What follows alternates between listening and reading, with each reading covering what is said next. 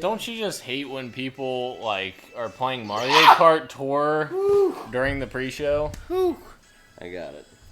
Can't even have a good pre-show because somebody's playing Mario Kart Tour. Come on. It's alright. I did not get my high score whatsoever. I missed it by I don't think you've ever gotten any high score ever in any video game ever made. First off, I've seen you play Cuphead, so we both know that's not true. That doesn't mean you have the highest score ever in Cuphead. A lot better than yours.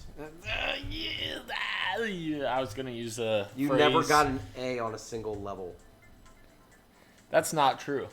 That is incorrect. That is not incorrect. I had an A, just never an A+. So, and it was on one of the first worlds. So, talk shit all you want, but I had an A. Talk what? Well, this is the pre-show. So I can toss as much as I want. No. Shit is a kind of a milder curse word. No. So I can say shit, shitty, shitty, bang. All right, Jesus. Legally, all right, so our pre-show has derailed completely. When is it ever on the rails? Usually when I'm coordinating it, it's completely on rails. So you're saying I'm the coordinator? Yeah, I'm a support coordinator. That's literally my job. Yeah. Remember. It's in my title. Remember, I'm the talent. Yeah. He's the talent, ladies and gentlemen. No, yeah. Okay. I believe that. He's the talent. No. It's Not sexist at to say all. ladies and gentlemen. Wait. It's literally ladies and gentlemen watching. Why? It's not. How do you know it's a lady or a gentleman? Because We're in 2019, man. Because I'm pretty sure I know everyone that's watching. Sexual identity is fluid. Oh gosh. Now you're going political. That's not political. That's very political. What has nothing to do with politics? Oh my gosh. I just want you to be a better person, man. Be a better you. Don't settle for the Daniel that is now. Oh my gosh. Jesus. You can't bring religion either into this. Is this what we Is this what we have to look forward to for this week's show? Hashtag Coney 2012. Hashtag disaster. If anyone is watching live, let us know in the chat, and we're very interested. I got to blue see shelled who's at the watching. end. Blue shelled at the end. It was at the finish line. Okay. First to third. Yeah, I'm so excited about that. Can't you tell in the inflection of my voice? So excited. Spell inflection. INFLECTION. Be more confident Inflection. when you spell. I have to write it out in my mind because that's how I visualize things. That's how I learn. Oh, you were learning how to spell? I have to actually visualize and do it hands-on. I'm not a read and regurgitate this information type of person. I'm a hands-on type of person. Well, then your schooling did not work. Are you starting another match? We are literally T-minus 2 minutes till the show. How long do you think these races I last? don't know, but They're made for... Ladies and gentlemen, if you're joining us for the first time, this is our pre-show for Podcast PXN, where we normally talk about literally nothing, and it is a show that is derailed. Obviously, this is just the pre-show. The actual show starts every Wednesday at 8 p.m. I didn't Eastern. think we were doing a real show. I thought we were just doing the pre-show today. Oh yeah, we're just gonna hang out all day or all night. Yeah. I don't want to hang out all night with you. That's our show, ladies and gentlemen. We hung out an appropriate amount right now. Yeah, which is never. So that's why I said it's an appropriate amount. You're so funny. You laughed. Ladies and gentlemen, this is what I have to deal with. So my co-host is a complete and utter idiot. Again, talent. So talent. It's very debatable. That's all I gotta say. What's the rule? Yeah, I don't know. I get to say more than shit on the podcast. That's no. Come on. No. Damn it. We're now under a minute. I told until you. The show just starts. finish the race. No. I told you it doesn't take that long. Less than 1 minute till the show, guys. If you're interested in anything that we're talking about during the show, just drop it in the chat and we'll read it out as we go. If you guys want to ask us anything to talk about in particular that we're not already covering, be sure to drop it in the chat. We'll shout you guys out and kind of go from there. So we have to do the podcast today? Really? I was just curious. Yes. Yes, we do. Wednesdays at 8 p.m. Eastern time. Curious. 8 p.m. Eastern, sharp. It is a requirement. Eastern sounds like it's not being respectful to Western culture. Oh my gosh. Hideo Kojima can go F himself because no one has any idea what Death Stranding even is. What? I don't know where that came from. It was a joke because he said Western and he's Western. Or no, I guess never mind. I'm confused. Reverse. Never mind. Ignore you can start the podcast now ignore if it. you want to. Yeah. We probably should go ahead and start. All right, guys. Here we go. You're listening to Podcast PXN, PlayStation, Xbox, Nintendo. Let's do this. What's up, guys? Welcome to episode 10. I almost said 7 for some reason. Of 70-10. Yeah, of Podcast PXN. I am one of your hosts, Daniel Prindle, a.k.a. Dan is DTM on Twitter. And I am joined by the pride of PlayStation, Shawn Babiak. Shawn, what is going on? How are you going to live with yourself with all the PlayStation news this week? I mean, I'm not suicidal if that's the implication. I was thinking about saying, I'm tired, but I feel like I've said that out of the 9 of the 10 episodes we've done now. I'm pretty sure you have, yeah. It's kind of getting old. The viewers are tired of hearing it. Yes, all 3 of them. You know what? We've got tons of people listening. Tons implies 2,000. Thank you to everyone in the live chat for coming out to our live show. Just as a reminder, we are live each and every Wednesday at 8 p.m. Eastern Time on YouTube. All you have to do is search Podcast PXN, and you will find us on there. The show always starts with the PXN news of the week, so let's go ahead and jump right in. The first item on the PXN news of the week is PlayStation Now has a price drop plus some games that have been added that they are trying to compete with Game Pass. So, essentially what Sony did is they lowered PlayStation Now's pricing to $9.99 a month, $24.99 for 3 months, or $59.99 per year. That's down from $19.99, $49.99, and $99.99. So this is pretty significant. This is a pretty big price drop, and I think it's mainly out of a concern for losing people to Xbox Game Pass, just because of how good of a value that is. That's the same. Well, I'm kind of thinking in comparison to what Disney's about to do to Netflix and other such services, because their price model is coming in hot at a much lower competitive base, right? And they're promising things from your childhood and all that stuff. So I feel like Sony is trying to almost capitalize on that, which I think will be in the end maybe better for gamers, because competition is always healthy when it comes to new services being offered. Yep. I still don't.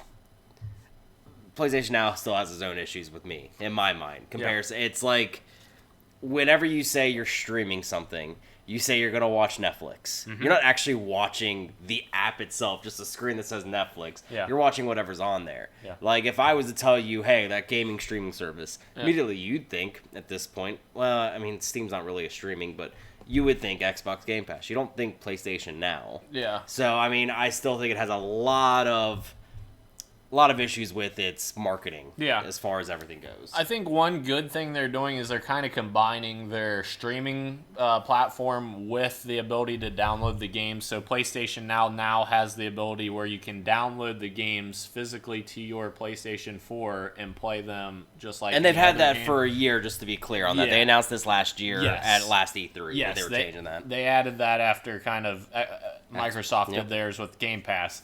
And the interesting thing about that is Microsoft is doing xCloud, which is going to be, I believe, its own subscription service. I don't think it's going to be tied into Game Pass. I could be wrong, but I think that's maybe going to be initially, separated. though, it could be. They do a lot of bundles when they announce stuff. And they haven't announced pricing for that or anything like that. So that is one thing that I think Sony has the edge on a little bit. The one concern I have is, they announced a few games like God of War, Infamous Second Son, Uncharted 4, Grand Theft Auto 5, etc. are going to be added for PlayStation Now, but that's only until January 2nd, 2020. So the thing is, you basically have to subscribe to this, and you can only play those first-party games until January, and then they're basically cutting it off for who knows how long. It's GTA 5 is not first party. No. Sorry. Yeah, GTA 5 was just one of the games that is in there. But the concerning thing for me, long term for this platform, is you don't have that stable group of games that are always going to be on that platform, like their first party games, like Microsoft has with their Game Pass library. In Game Pass, you always have the Microsoft first-party games available to you, plus a rotating lineup of other third-party games. So I think they definitely need to start including all of their first-party games from now on, just like Game Pass, in order to compete. But it'll be interesting to see. Well, and I'll do like another comparison with this, too, when it comes to Netflix again. So everyone knows that Disney owns Marvel. Netflix had an exclusivity with Defenders cast with 4 main superheroes and a couple other like offspring with their titles and stuff. But even though Disney Plus is launching this service in the next coming month, they're not losing those shows on Netflix because they were made and produced by Netflix. So I don't really get the thought of, hey, God of War 4 or Uncharted 4. Sorry, God of War 7 in the firstly, but Uncharted 4, like, why are we only getting these for essentially 3 months? Again, they're not something I'm gonna play because I already own them for one, and two, we talked about back catalog stuff before when it comes to games, but I don't see why there's such an issue with first party. Maybe it's they're trying to figure out the model first. Very well could be. I don't know if Xbox is essentially going to give away those secrets, more or less. Yeah. But at least they're testing the waters with that stuff. I just think they can't be the Nintendo in this situation.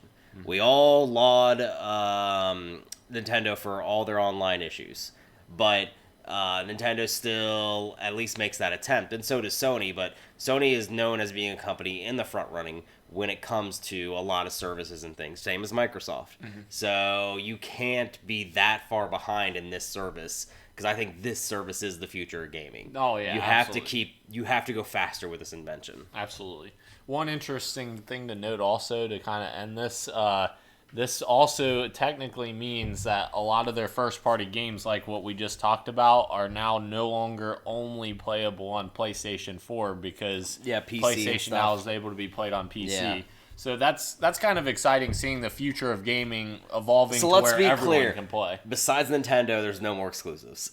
Pretty much, yeah, essentially. And even then, sometimes... Yeah, you can pirate them, basically. Yeah. So, yeah, that'll be interesting to keep an eye on.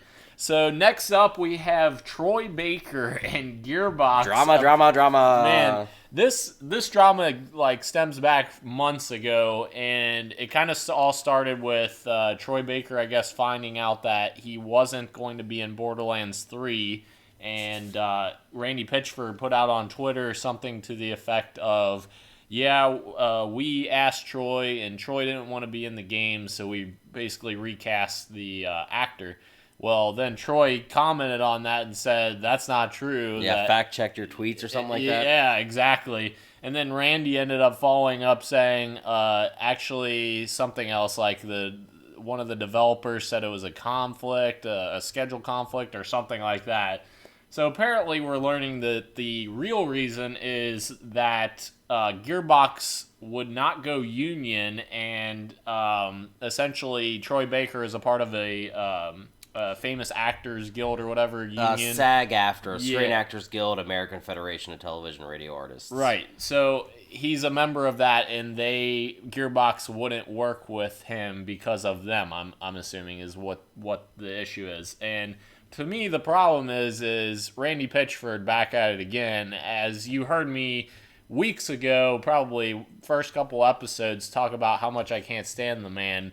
This is another indication of just sleazeball things that he does, and his studio gets a bad image because of what he does, and that's I mean, the image right now should be that Gearbox for Borderlands 3, they sold 5 million copies in 5 days. Yep. I mean, I'm not trying at all to compare it to anything, but that's like GTA launch numbers, like getting out of the gate, like That's an incredible thing for a game to do that's not Grand Theft Auto or made by Rockstar. Oh, yeah. But now the story is yet again on stupidity and drama solely caused from the studio head. Yeah. Which, again, I also hate the fact that it tarnishes the hard work that these people did to make this game. Mm-hmm. I mean, I praise it. It's still a game that I'm continuing to play anymore, but you're taking away what should be kind of a celebration of gaming by essentially lying, getting called out on lying, and trying to say, well, I didn't lie.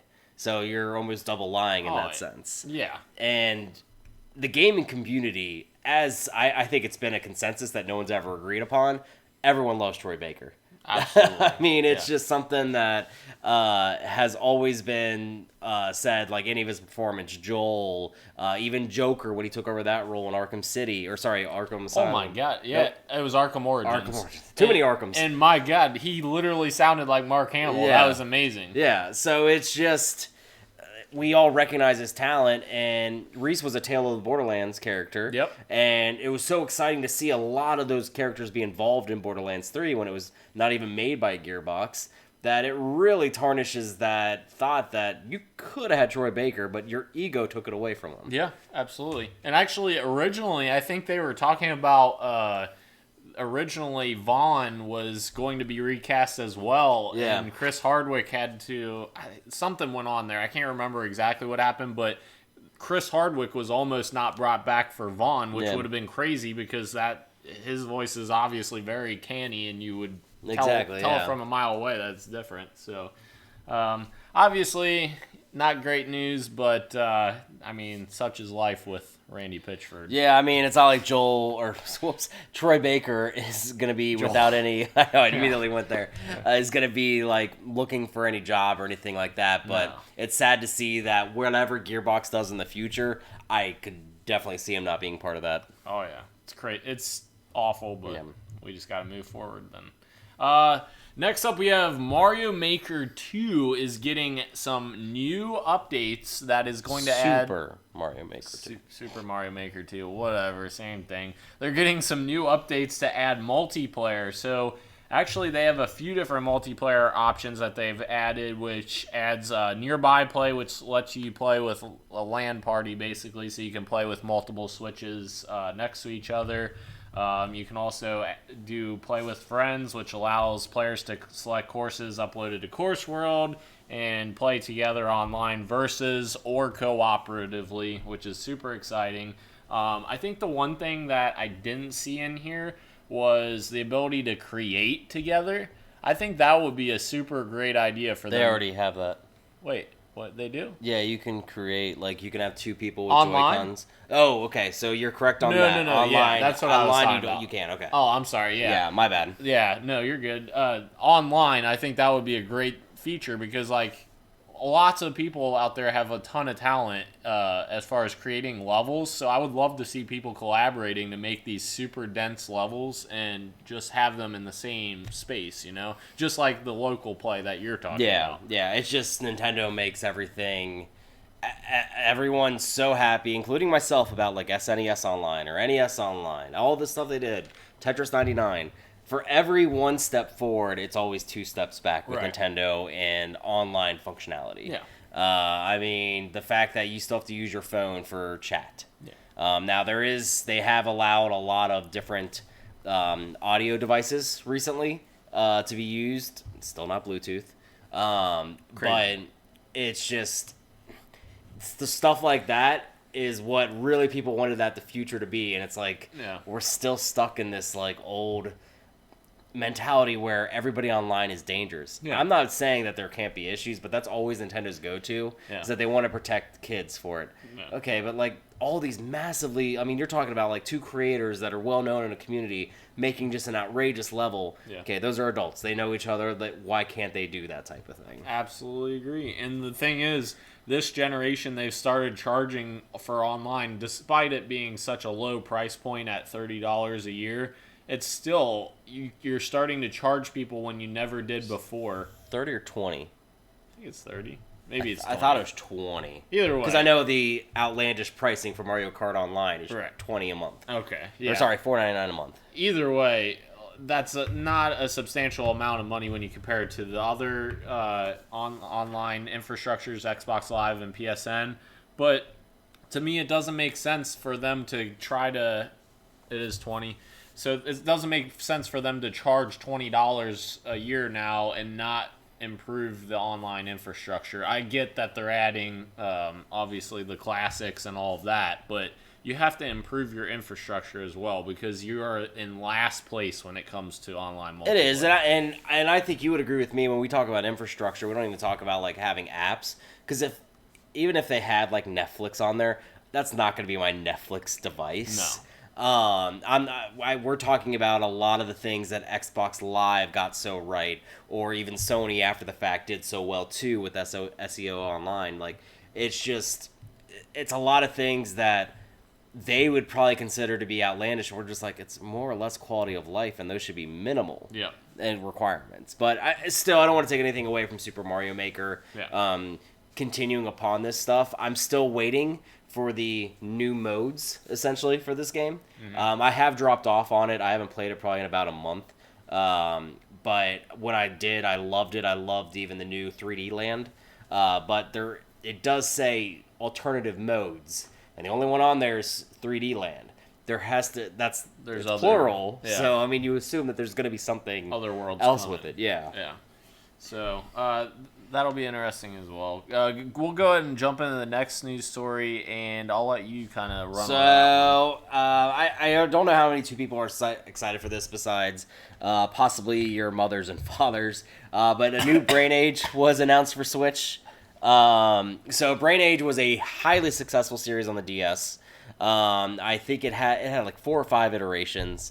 It is a puzzle game, and I'm just watching you choke, by the way, on the screen now. Yeah, that was great. Yeah, I was choking laughing about But Brain Age is a very cool puzzle game that's all about testing you with different puzzles and like calculating a supposed age of your brain and like how well you can do on these challenges or puzzles for it. My mom and I actually, because I bought a 3DS for her, or sorry, a DS for her a while ago, and we actually kind of traded like stuff with Brain Age because I had it on my DS, and like she was like, well, what are you doing to get like faster and all this stuff? Yeah. And like how are you like recognizing like the numbers, and like that actually where I got to teach her Sudoku because she'd never done a Sudoku before. Oh wow. But they're actually really fun puzzle games. It's weird to say, but it's a mobile game before mobile games because they were very quick in succession. Like me maybe put like 10 minutes into it for the day and you were good to go. But it was a really cool thing. I like doing puzzles in the morning actually to wake myself up. I do Sudoku. I also do killer Sudoku, crosswords, and cross sum. In the morning to kind of keep my brain. I have a question. Are you 70? Or I just like to... Well, I don't do crosswords. I don't mean to offend any of our 70-year-old viewers, by the way, or listeners. I don't know if Tyler told you. He is actually 96. Wow. Yeah. That's very Plays old. it very well. Right. But I do think this is actually going to be something that should not be overlooked. I think it'll be a big seller on the Switch. Yeah. And I think...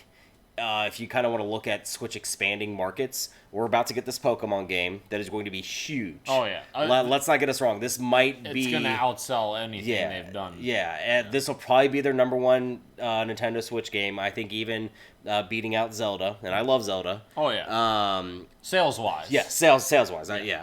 But do not underestimate the power of puzzle games, especially puzzle games that are known brand, like Brain Age is, because I can see a lot of older adults jumping in on this and remembering their time with the Brain Age and wanting to have that new experience. Mm-hmm. I'm actually even surprised that this is coming to Switch and this wasn't part of their mobile endeavors. Yep. I assumed it would be eventually.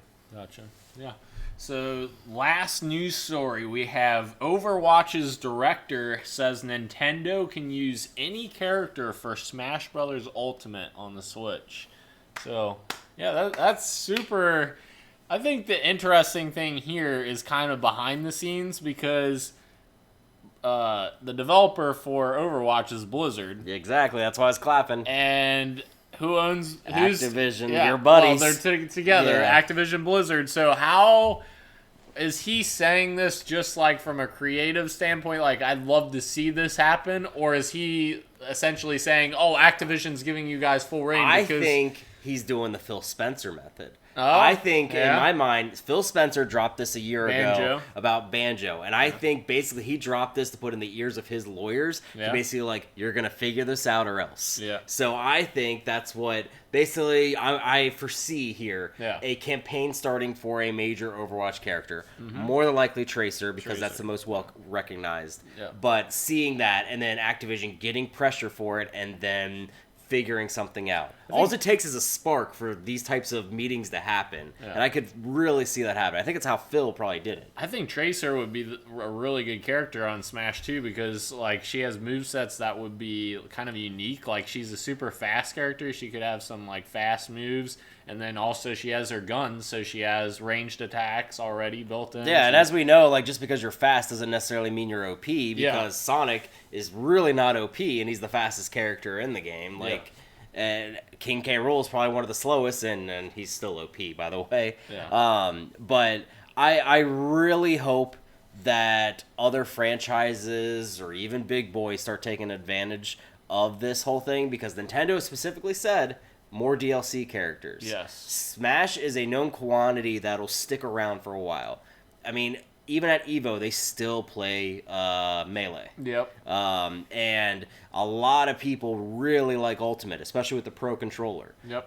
So I foresee Ultimate sticking around a lot longer in the spotlight than definitely the last two Smash Brothers. Yeah. So if you can get your character in, imagine that marketing. Because I'm going to assume, completely wrong, but I feel like Xbox probably did themselves a big favor with Banjo-Kazooie, because I could see Game Pass going a little bit up because people want to play Banjo, because I believe Nuts and Bolts is on there. Yep. And then, I think all of them are. Because a rare replay ones, but that would be the other thing. I see that kind of, because a lot of people these days have not played these older characters. I mean, let's be real. The last Banjo game was Xbox 360 days, and it was in the early days of Xbox 2008. Yeah, so I mean, a lot of kids have been born between then. 11 years ago, exactly. 11-year-olds. So they haven't experienced these games, and this is a great way to turn them on and maybe get some more money. I just think it's so smart for these companies to say this stuff. I can only hope that 343 says something, because I don't even think Master Chief would be cool.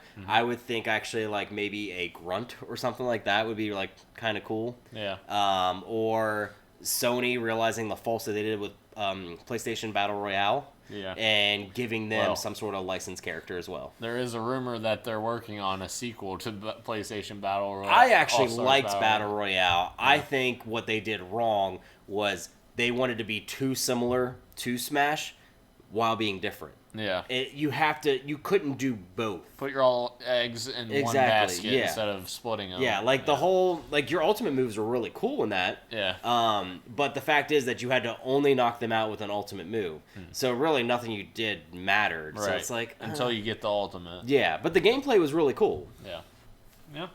That'll be interesting to see what other characters we get for Smash for sure. So next we're going to go to the games we are playing. First off, accomplishment. We finished our news in 20 minutes for the first time in 2 weeks. That is really good. Yeah, we're on point there. So my first one is actually a part of the Apple Arcade subscription service and on iOS devices. And this will not be a PXN official episode this time around. I mean, we're talking about some things games, on. It is. That's how I view it. The interesting thing here is I would not have bought this service if it wasn't free, like for a month. So I did the free 1 month trial, and I will probably cancel it after that, because I don't want to pay for a subscription service for mobile games. That's just not something I'm interested in.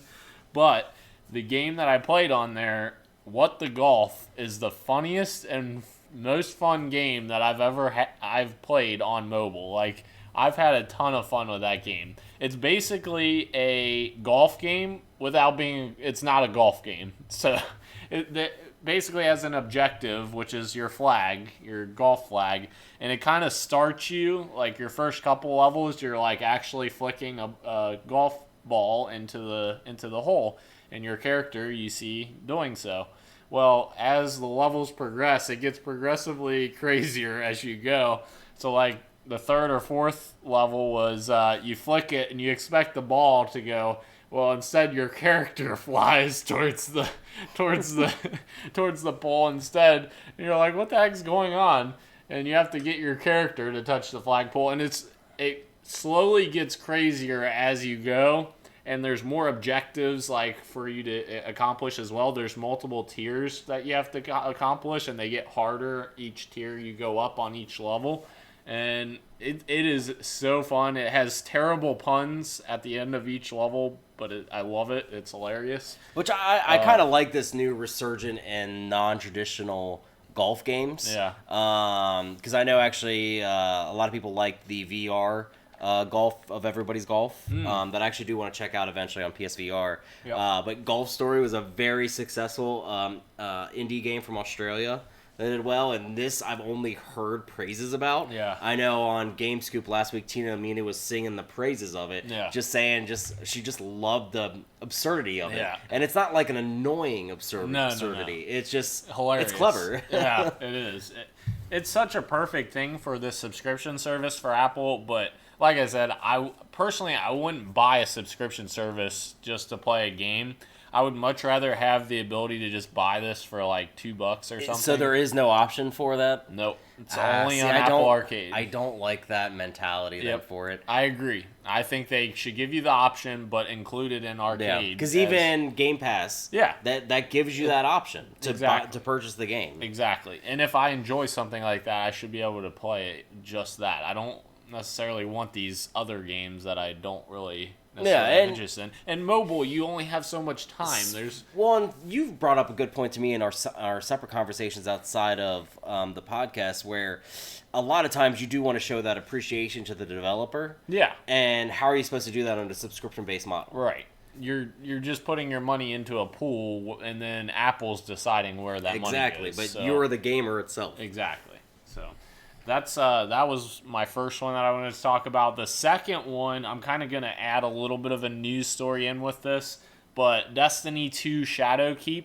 I played it late last night for about an hour and a half, and I'm very much digging it. It's more Destiny. It's traditional Bungie stuff with Destiny.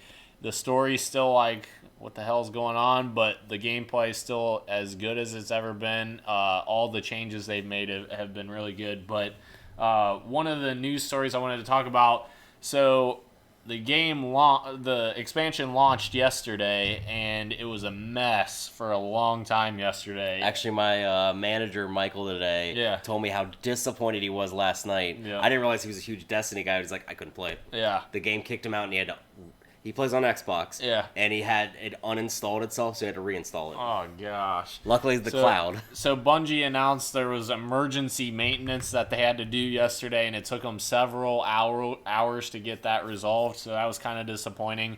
I think it's kind of commonplace nowadays. Any multiplayer game that launches, it seems like, has issues at launch. It's almost an inevitability. You have to basically pencil that in as it being an issue. Not that it's a good thing, but it's kind of just inevitable at this point in this day and age.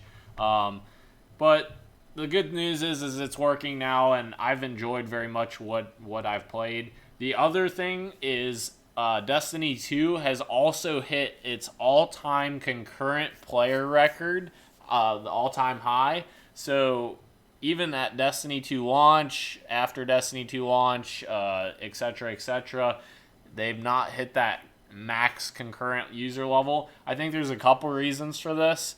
There's Destiny New Light that has actually been released, which is free on all platforms. It's basically a entry model to get into Destiny 2. I believe it's base Destiny 2 content with nothing else added. And you can play a couple of campaign missions, and you can play a couple multiplayer missions, etc. And it's basically just to get people to play the game to kind of get their excitement up for the game so that they can actually purchase it. So I think coupled with that and Shadowkeep's launch, I think those two are the reasons why we're seeing an all-time high for concurrent players for Destiny. Well, and I don't know if I haven't told you this, but I remember last year, I can't remember what game I bought, But last year, Destiny 2, around the expansion of... What was last year's expansion called? Not sure. Something lock or something like, or key. Something like vault. I don't know. Something that sounds mysterious. But anyways... I'm an awful fan. That was a PlayStation Plus game when it got announced. Because they wanted you to obviously play the game and buy the DLC. Well then, that following month too... When I bought one game for myself and another game for my brother-in-law for Christmas. I got 2 copies. Forsaken. Because it was Cade 6. Yeah. But I got 2 copies of Destiny 2 just given to me because it was their promotion. Yeah. And him and I are just like, well, we don't need this. Like, I already had it for free. So it's like, why do I need this? But they gave it to me anyways. And just like, That was still towards the end of the Activision partnership, but they heavily promoted basically trying to give you that game as best as they could. Yeah. So one last thing I'll add to this. The first couple missions of the campaign for Shadowkeep that I played kind of remind me more of Destiny 2 Standard, the original game's campaign, rather than Forsaken. I really liked Forsaken's campaign. I think that was mainly because I love Cade 6. I love Nathan Fillion as a character, and the fact that he's, spoiler alert, no longer in the franchise because he's dead, that really sucks for me because he's my favorite character by far in Destiny. So it'll be kind of interesting to see how they continue on moving forward there. So you want to go into what your games are? So I talked about this last week that I would kind of give a wrap up with Borderlands besides like any of the DLC and stuff like that. Again, I did beat it. I'm on True Vault Hunter mode. The downfall about True Vault Hunter mode is you can't start it with a new character. It is with your whatever level character it is. So I'm still on Flak. I have played I'm running through it on the True Vault Hunter, but it is a challenge, I'm not going to lie, when you're capped out at level 50 and everyone's either 51 or higher. Yeah. So you have to be now a lot more smart with your guns and what you're going to do for it. The costumes I've gotten a lot more into too, just kind of customizing my Flak. I tried out Zane for a little bit. I'm liking him. His kind of customization's a little weird. I definitely can see why a lot of people said if you're going to play this single player, be Flak. It was so nice to have that support of your pets to revive you or do damage, take away some fight from you. You don't really have that with the other characters, so... it's a better solo character. It is, yeah. There's still a lot of glitch issues that I've had, especially with like getting kicked and stuff like that. I no longer have the audio drops, I'll give them that, but I still do have the kicked issues at times, and I haven't seen any major updates. They are having an event for Halloween that I'm looking forward to, where it's a free mission, like a free planet that you're going to go to. It's nothing that you have to have the season pass or anything for, where you're going to get like new legendaries that weren't offered in the base game, new boss fight, brand new missions, all that stuff. So I'm really looking forward to it. I didn't see that. Yeah, I hadn't seen a launch date. They just said sometime in October. It is definitely Halloween theme, and actually today is the 10th anniversary of Borderlands 1 being launched and everything. And I think they were like giving away some like legendary loot drops and all this stuff. So still really had a lot of fun with it. Highly recommend that game. I can't say it enough. It's just sad that the studio, like we talked about earlier, is getting such a bad rap with things that are going on personally. Yep. Next game is actually another mobile game, but it's not through Apple Arcade.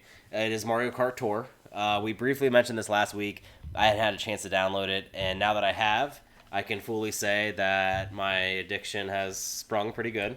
Yeah, you were literally playing it in the pre-show. I was, yes. So I am really liking it to a point. I've seen a lot of reviews recently. Specifically, I'll cite IGN because it was the last one I watched and read. It's got its issues, just as most Nintendo mobile games do.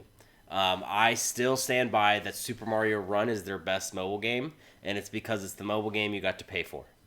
I totally understand as companies that The free-to-play model is so much more lucrative than it is just to download an app once. People are so less inclined to buy a game if it says $10 than they are if it's free-to-play with microtransactions.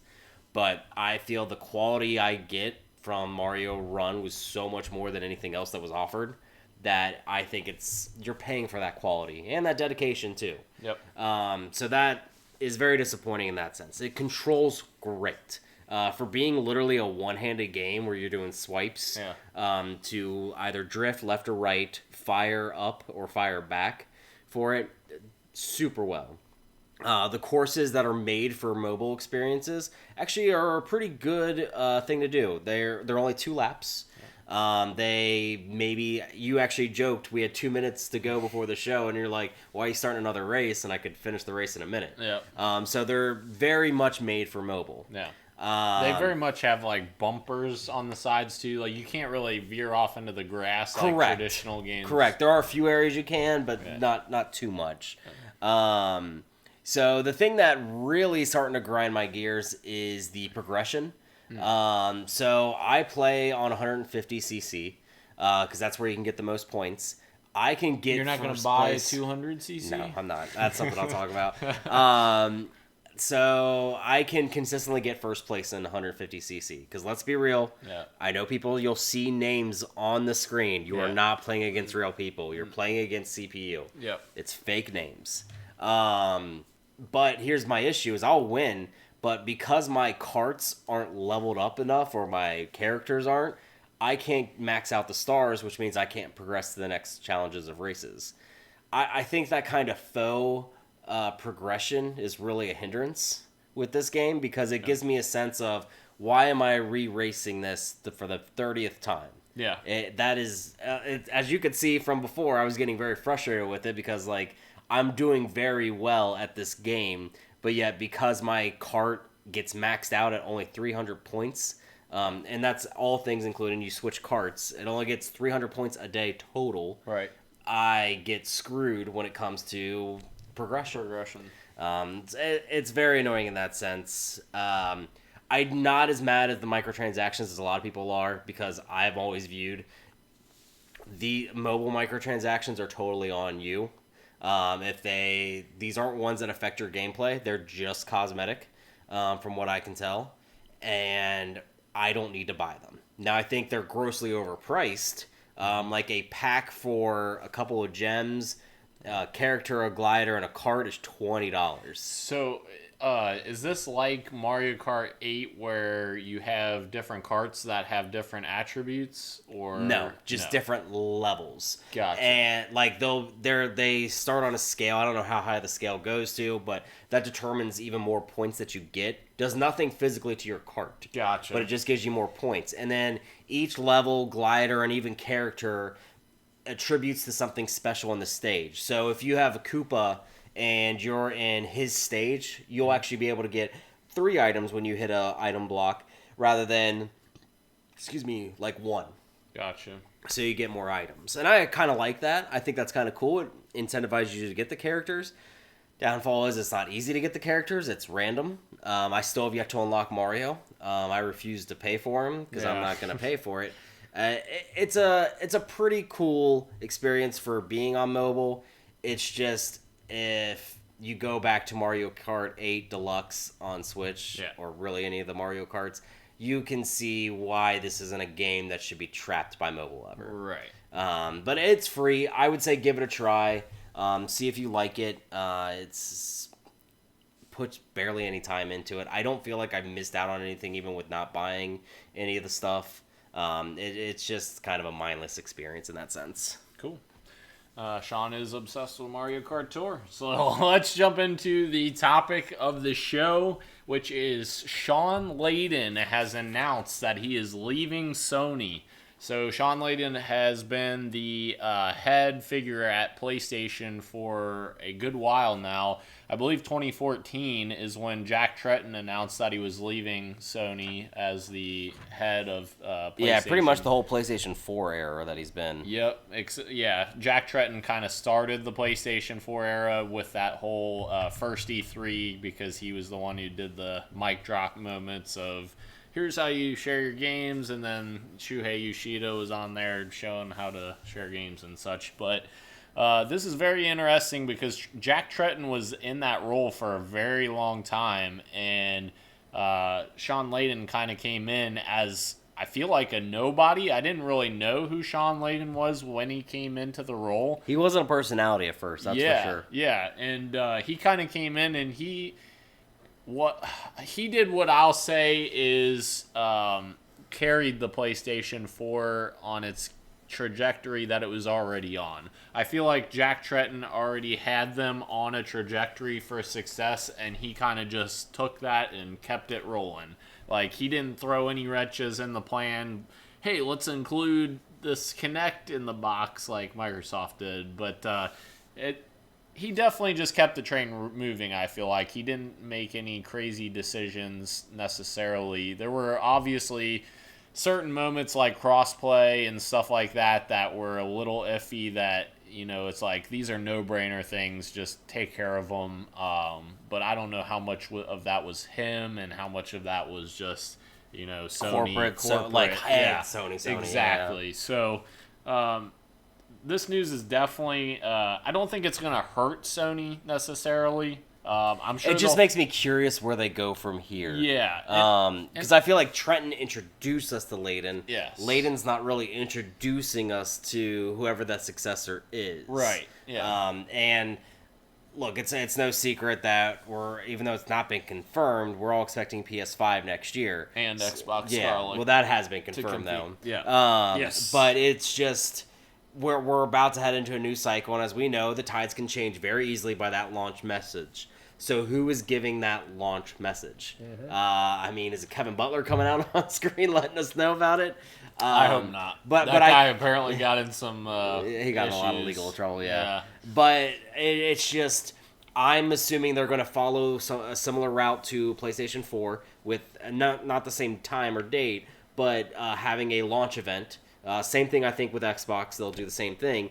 But who leads that? Because Shuhei is great. He's not, a lot of gamers know Shuhei. He's not really personable because he doesn't know the language. Yeah, as well. It is hard to do that language barrier because that's why Nintendo, I think, does a lot of their directs anymore because a lot of their huge games come from Japan. Yes. And Sony is about like 50-50-ish maybe. Maybe a little bit more on the American side because they do have more American studios, but they are a Japanese company. They have a lot of worldwide studios like Guerrilla as well. Yeah, so it's just, I'm curious who's going to be delivering that message because you want something that gives that stability in the company.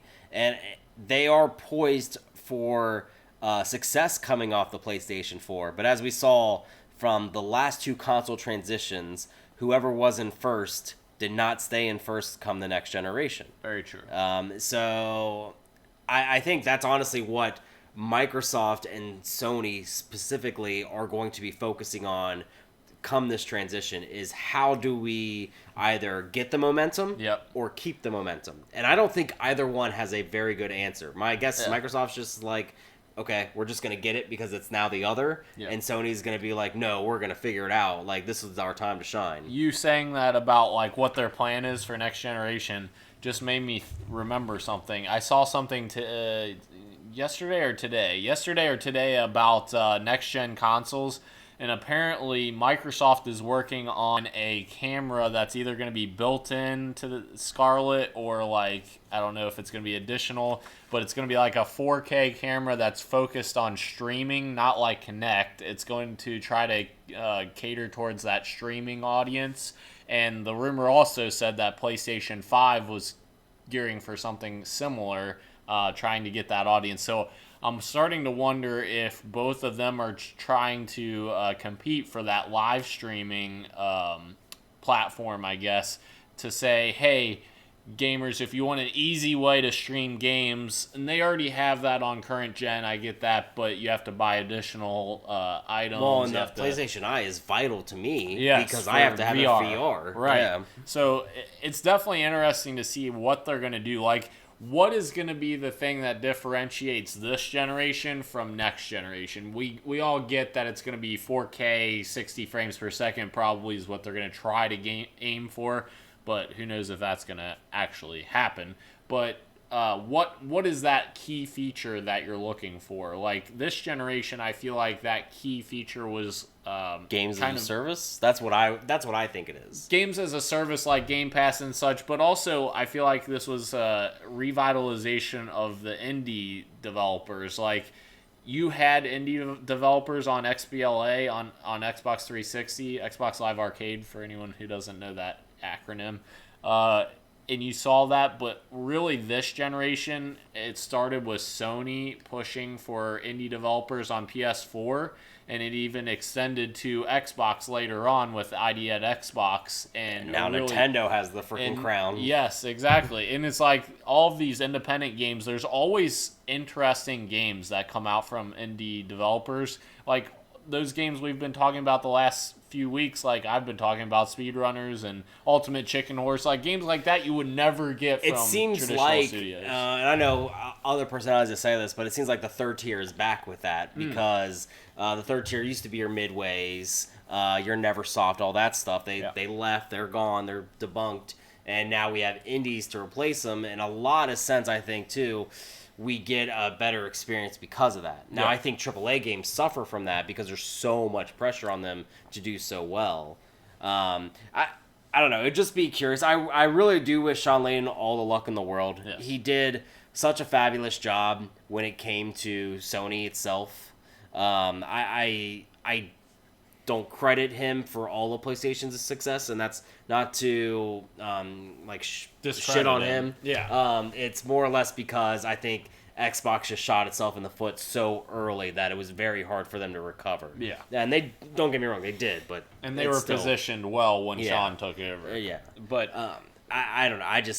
I think it's going to be hard to get another replacement inside the next generation. That's just me. Yeah. I definitely agree with all of that. I had one more thing that I was going to say. Like, Phil is such a steady rock. Like, wasn't it? Or no, Shuhei. It was Shuhei, right? Or no, it was. It was Shawn Layden, Phil Spencer, and Miyamoto. Reggie. Or was it Reggie? It was Reggie. Okay, it was Reggie. Yeah. That all came out at last year's Game now Awards. It's one. And now, Phil Spencer's the only one that last. Yeah.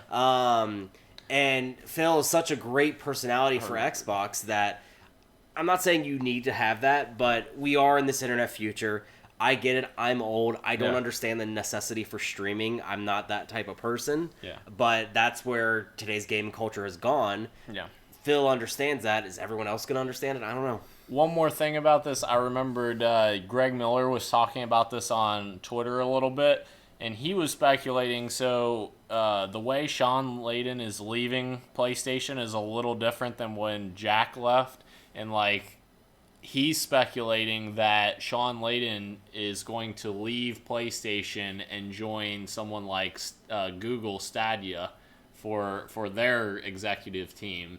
That maybe Google threw him a lot of money to come over and join them. Because he said of how PlayStation was handling the whole PR aspect of it. He's like, they didn't do, like, a press release like they normally do. That's true. They rolled out the red carpet for Jack Trent. It's almost like how Kobe Bryant went on a retirement run for that last season, but they didn't. Dirk. But they also at the same time didn't crap on him, so he doesn't think it's anything like issue related, like he had some kind of problem or something, and he was forced out. So that's why Greg Miller was kind of speculating that, which makes sense to me. Which good luck if you're going to Stadia. Yeah. Sell that to look. We're in the Midwest. We know that we're in the Midwest.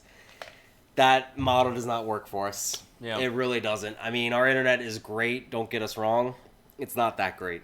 Well, mine is here. Yeah. But I'm just saying, like, as a whole. Yes. As a whole, we're not there at all. Yeah. I truly believe digital is the future of gaming. Yeah. Digital streaming is years off. I agree.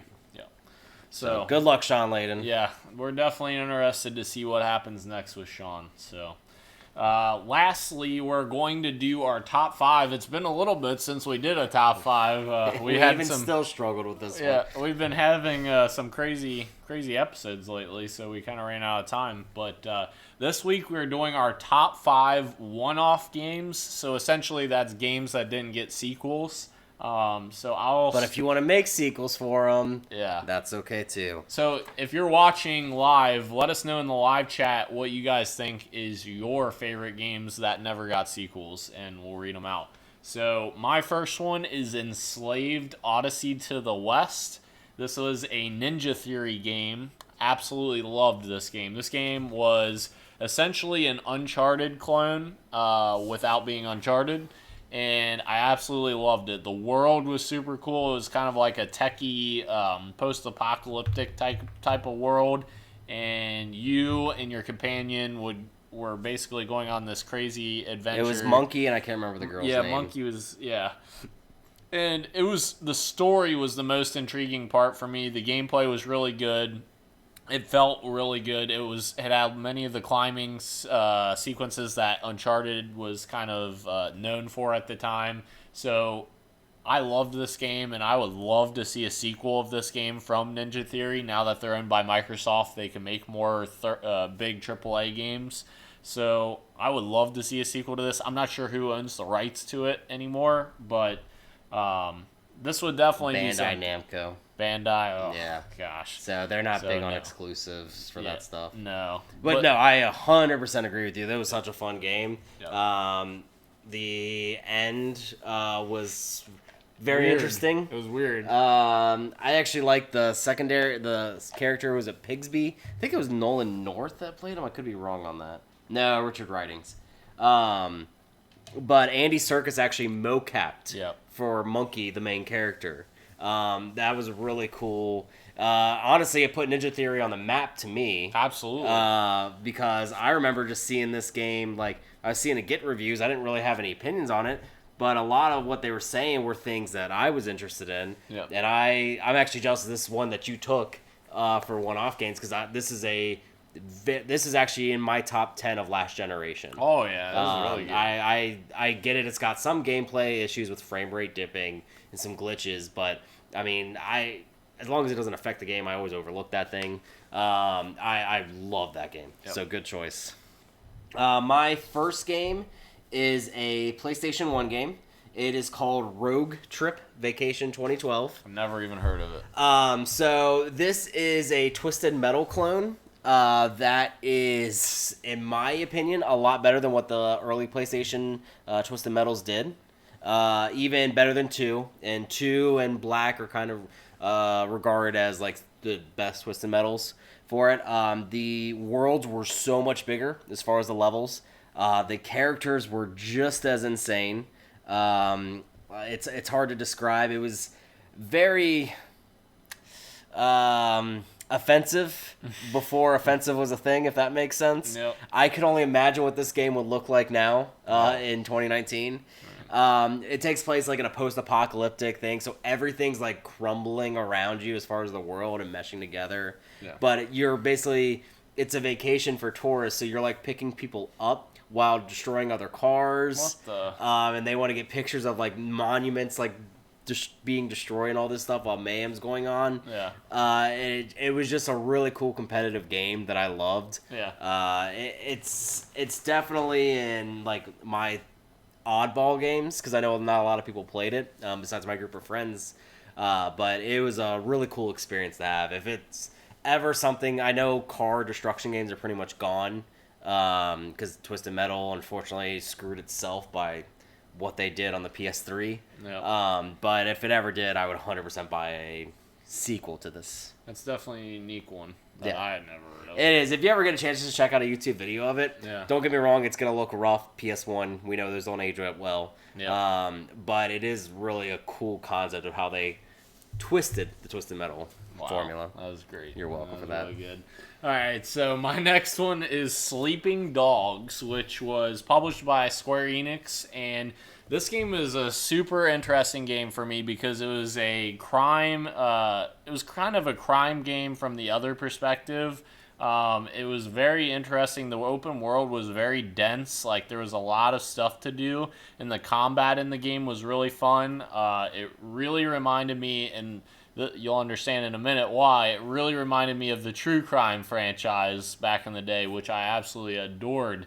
And the reason for that is actually this game originally was called True Crime Hong Kong, and it was going to be published by Activision. And I remember being so excited when they announced this game as True Crime Hong Kong, because I love True Crime Streets of LA and True Crime New York, I think was the other one. Those games were awesome back in the day. I absolutely just loved those open worlds. It was essentially like GTA, except from the other perspective. And I really enjoyed those open worlds. And when they announced that, I was all in. And then Activision canceled the game. And I was like, are you kidding me? This is one of my favorite games. It was almost like the same time when Dead to Rights Retribution was announced. And that was the 360 Dead to Rights game. I was so excited for that too, because I used to play Dead to Rights back on the original Xbox all the time with the little dog Shadow. I love that game too. It reminds me of that a lot. So actually Square Enix picked up the rights to make that game, but they had to change the name to Sleeping Dogs, and they had to tweak a few things to basically make it a new IP, so to speak, instead of being a True Crime sequel. So I was very, very excited when that came out, and the game was super, super good. The story, gameplay, everything. I loved it. Yeah, it's not one I've ever checked out before. I remember seeing it and everything. I just never checked it out. Yep. My next one is a kind of odd one, to say the least. Eternal Darkness, Sanity's Requiem. A lot of gamers have heard of this game, have just never experienced this. I actually owned this game for my GameCube. It is the definition of a psychological horror game on a video game. It is a third-person game where you have spells and you're kind of going through time and all this stuff.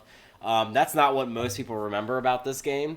They remember how the game legitimately screwed with you. Yeah. Think almost like Psycho Mantis in Metal Gear, but even more alarming. So Psycho Mantis is always known for like reading your memory card of famous video games. Didn't he like break the third wall too at the end of the game in Metal Gear Solid 2 or 1 or something? In 1, all it was is during the boss battle, he would read your memory card, and if you had certain games on there, he would announce. What it was. Yeah.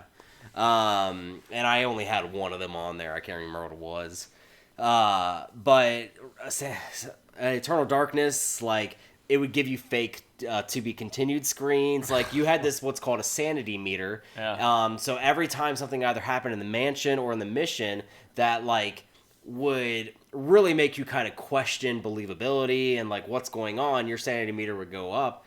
And once it was, like, as it was increasing, odd things would start to happen. Like, your game would start glitching, but it's not an actual glitch. It's part of the game. Right. Or you would get other things where, like, statue heads. Like, so you would kind of keep going on the screen, and, like, you would pass, like, statues on the side. Well, then the statues would start following you on the bottom, like the heads, and you're like, why the heads just come off? And it would just be, like, glitching on that. It would also, like, more or less kill you, black screen, but you would not have been killed. You just thought you were, and it was a fake one, and you would hear it, so you'd have to wait for your sanity basically to die down and all this stuff. Wow. It is an extremely rare game, actually, these days, so I'm glad I still have it, but it was a really cool take. It never got a sequel. I think a lot of people got turned off by the oddity of it, but it was such a cool exclusive for GameCube to get. Screws with your head. It does, yeah. And the story was actually very good, too, I thought. Yeah. It's not a traditional Nintendo game that you would think 100%. of. Yeah, it was not published by Nintendo either. Right. It was just a first exclusive, yeah. So my third one is Inside. So that was the game from Playdead, obviously the developers of Limbo. This was their second game in the Xbox line of games, I guess. But Limbo isn't really tied into Inside whatsoever, and vice versa. So the interesting thing with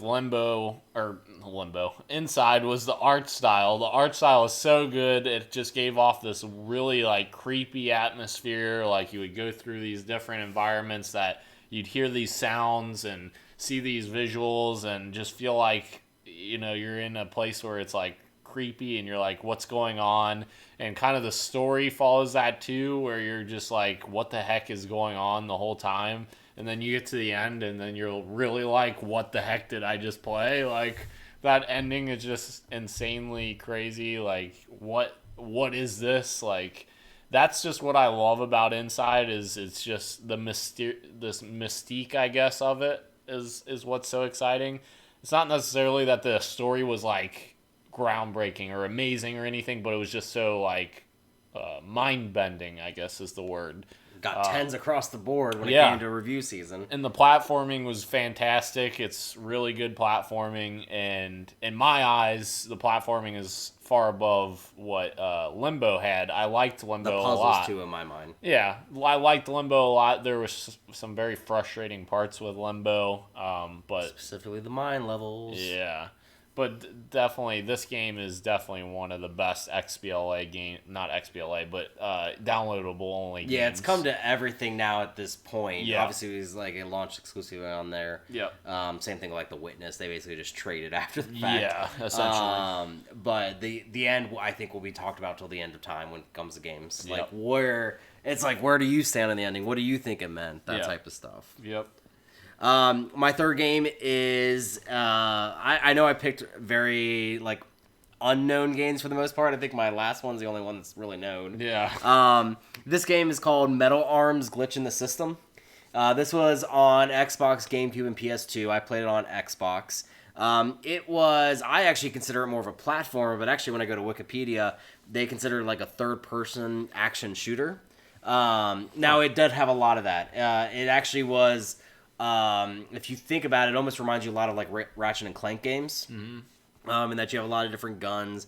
You were this little mech or robot. Yeah. I think it was just called Droid.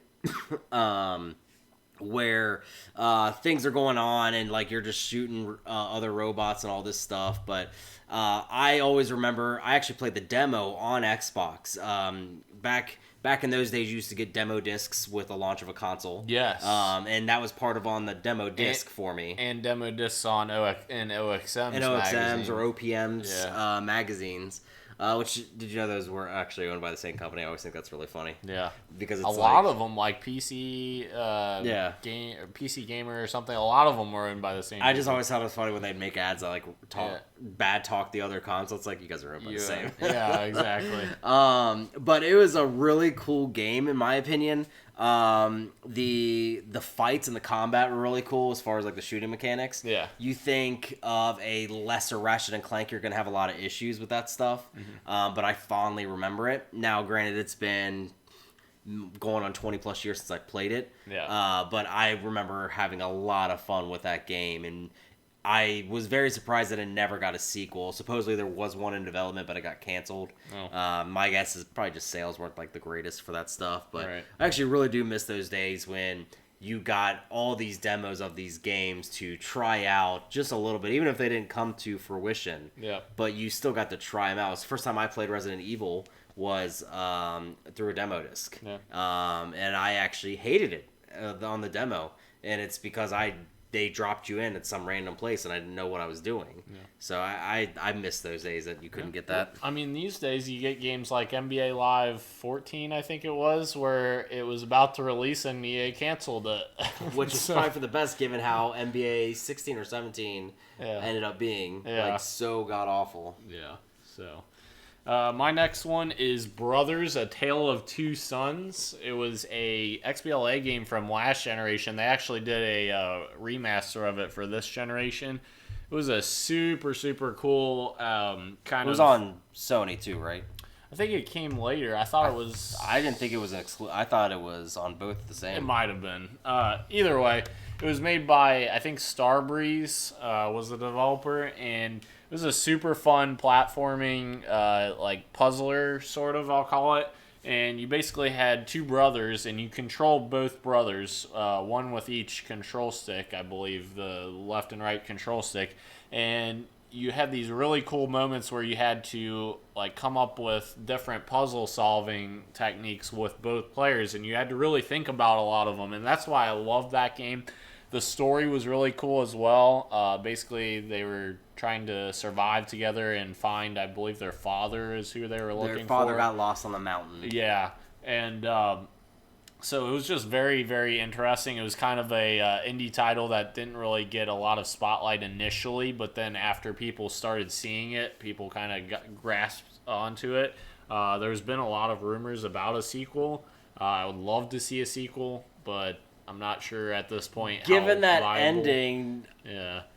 I won't spoil it, but given that ending, I don't know how you make a sequel. Yeah, they'd have to do something different. Yeah, but something inspired by it. Yeah, I would agree. But that would definitely be interesting for me, just because I thought the control mechanics of that game was super very innovative. interesting. I was not a fan of the controls, but I did like the ingenuity of it and trying something different.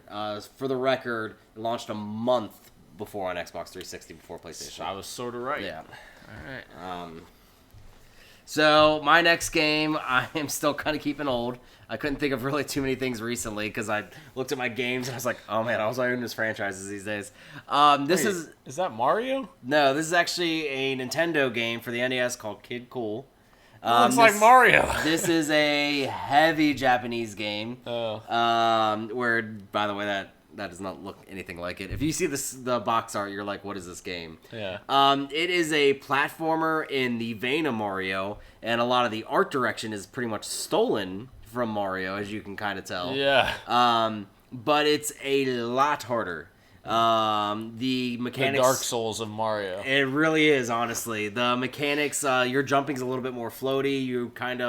It's a permanent ice level a lot. And the main reason why I'm bringing this up as far as that I really love this one-off game is because this is back in the days when we didn't really have a lot of money to continuously buy games. Mm-hmm. So I only had initially, before I figured out what to do with saving up money to buy stuff I wanted, I only had a handful of games to begin with, and this is one of them. And I have so many fond memories of feeling like a god when I finally beat this game. Because it didn't have save states. Oh my god. So you had to beat this all in... Are you kidding me? Yeah, I had to beat it all in one sitting. So it was just a game that I always fondly revere. My sister and I actually talk about this because she hated this game so much because of the jumping mechanics. And just how difficult it was. You can see on my screen, I know you can't see it on there, but all these little enemies, it was so easy to get it to run into them, where it was hard to stop. Actually, it gets a lot of comparisons to Gremlins because you carry a little gremlin on your back and stuff. Yeah. But I always thought it was a really fun game. Now, necessarily, this is my personal. That's why we always say these are our personal one-off games. No rankings at all. But I would never think that this would ever get remade or ever get a sequel because it's not regarded well. No. I just always have. Yeah. Well, it's definitely, you're coming up with all these games I've never even heard of, so it's a good list. My last one is one of my favorites from last generation, and that would be Dante's Inferno, made by the fantastic Visceral Games that EA shut down after their freaking Star Wars project. Dang it, EA. Dante's Inferno was a super, super cool action... action sword game. I don't even know how to describe it. It's kind of like an action adventure. It is a DMC clone. Yeah. But with a more concise story. Yes, and I love the gameplay from that game, and Visceral did such a good job with that. That's the thing. There's a window where Visceral Games was one of my favorite developers with Dead Space and Dante's Inferno. Those two came out fairly close together, and both of them were great games, and they were very different games. And Dante's Inferno, that action of swordplay, just like DMC, was so good. The boss battles were good. Everything about that game I loved. The story was super interesting. Based on a real play called Dante's Inferno from way, way long ago. Yeah, and to me, the highlight of that game is just the gameplay. Oh, no. I just wanted to make sure it wasn't just the gratuitous amounts of sex. Jesus, no. It was the gameplay and it was the story for me that kind of grabbed my attention. And I actually I have two memories with that game, and I'm sorry I never run a little over, but one of which is I remember I pre-ordered that game at my Kmart that was around me. Because at that point they were offering trade-ins, and it was snowing so bad that day that I actually had to walk to Kmart to get it.